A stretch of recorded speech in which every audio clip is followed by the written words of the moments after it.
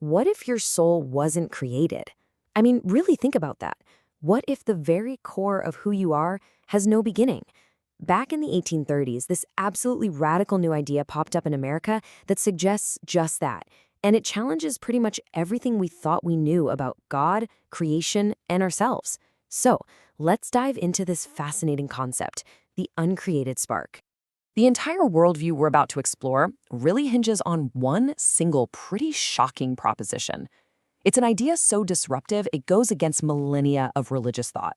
And honestly, once you hear it, you might not see things the same way again.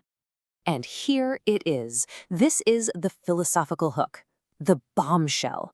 It's from a 19th century text, and it says that the core essence of consciousness, what it calls intelligence, was never created. It can't be. It's just eternal. It has always been. So what does that actually mean for you? Well, the traditional idea is that God created you from absolutely nothing. You have a birthday, a start date. This new idea completely flips that on its head. It says your core self is uncreated. And here's the key difference. God didn't author you. God organized you from a raw, eternal essence that was already there. Okay, so the first major consequence of this idea, the first big domino to fall, is what it does to the very concept of God. If our core self isn't a creation, then what does that make the creator? To really get the shift, we have to understand the traditional model, which is called creatio ex nihilo. This is the long-held belief that God created absolutely everything. We're talking matter, energy, spirit, the whole shebang, out of absolute nothingness. Poof.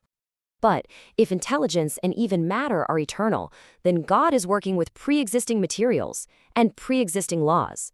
He's not some magician standing outside the system just making up the rules as he goes. No, he's the ultimate master within the system, working with its eternal laws. And this brings us to a really powerful analogy. Is God a magician, creating reality with just a word, standing completely outside the system? Or is God a master architect, working within the cosmos, understanding eternal laws so perfectly that he can organize raw, chaotic elements into life and entire worlds? All right, so that's the massive shift in how you think about God. But let's bring it back to us. What does this mean for you?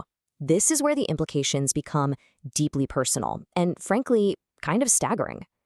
So first, let's be super clear on what this word intelligence means here. We're not talking about your IQ or how good you are at trivia.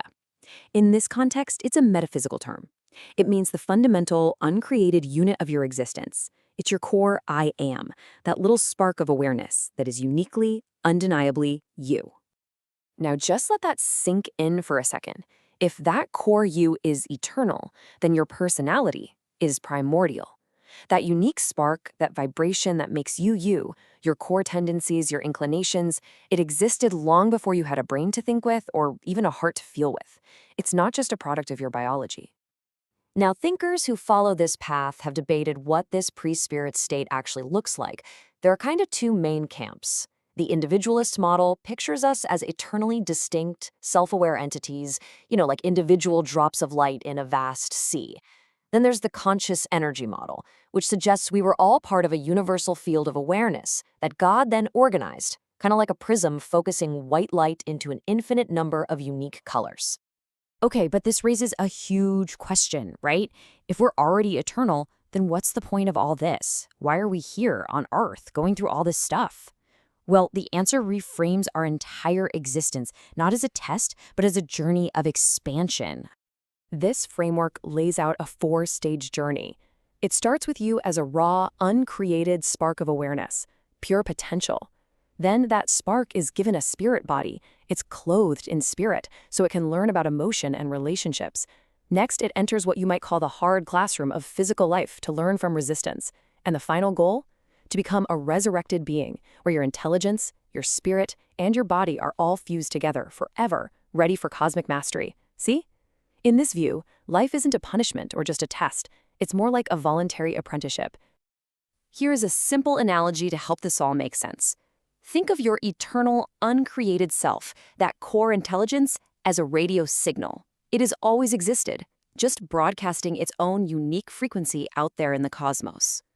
And your spirit body, the one God organizes for you, is the radio receiver. Now, the receiver doesn't create the music was already there in the signal. The receiver just gives that eternal signal a platform, a way to be expressed, to be experienced, and to be heard. Now, this isn't just some abstract pie-in-the-sky philosophy. This framework has profound psychological and ethical implications, and it offers a really startling solution to one of theology's oldest and toughest problems. And here it is, the problem of evil. It's also called theodicy. The question goes like this. If a perfect, all-powerful, all-good God created every single thing from nothing, that means he also must have created the capacity for evil. So why would he do that? This question has stumped theologians for centuries.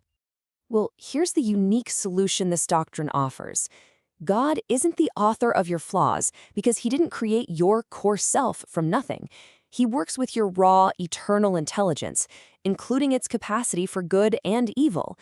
This means your agency, your ability to choose, is fundamentally your own. It can't be overridden, not even by God. And this completely transforms the relationship. It's no longer owner and artifact. It's more like a mentor and a co-eternal peer. So let's bring all of this home. What's the ultimate takeaway from this whole cosmic journey? It really boils down to a profound, unshakable sense of personal worth and potential. You see, in this view, you are not a worm in the dust, as some older theologies sometimes proposed. Your value isn't something that was granted to you. It's inherent. It is a fundamental property of your being simply because you have existed for as long as God has existed. And that leaves us with a final, powerful question to think about.